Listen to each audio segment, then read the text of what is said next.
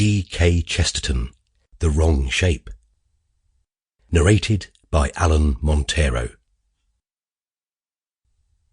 Certain of the great roads going north out of London continue far into the country, a sort of attenuated and interrupted spectre of a street, with great gaps in the building, but preserving the line.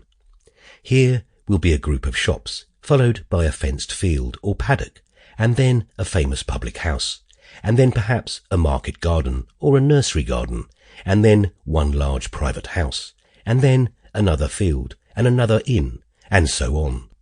If anyone walks along one of these roads, he will pass a house which will probably catch his eye, though he may not be able to explain its attraction. It is a long, low house, running parallel with the road, painted mostly white and pale green, with a veranda and sunblinds, and porches capped with those quaint sort of cupolas, like wooden umbrellas, that one sees in some old-fashioned houses. In fact, it is an old-fashioned house, very English and very suburban, in the good old wealthy Clapham sense. And yet the house has a look of having been built chiefly for the hot weather.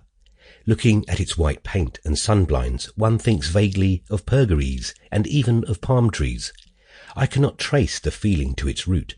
Perhaps the place was built by an Anglo-Indian. Anyone passing this house, I say, would be namelessly fascinated by it, would feel that it was a place about which some story was to be told. And he would have been right, as you shall shortly hear, for this is the story of the strange things that did really happen in it, in the Whitsuntide of the year 1800 and something.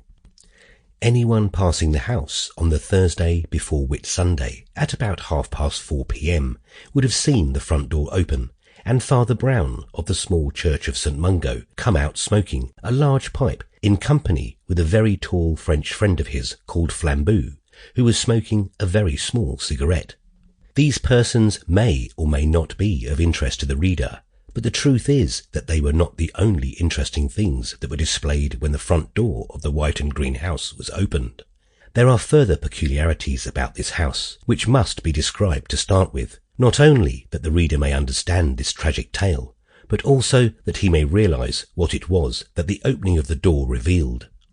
The whole house was built upon the plan of a T, but a T with a very long crosspiece and a very short tailpiece.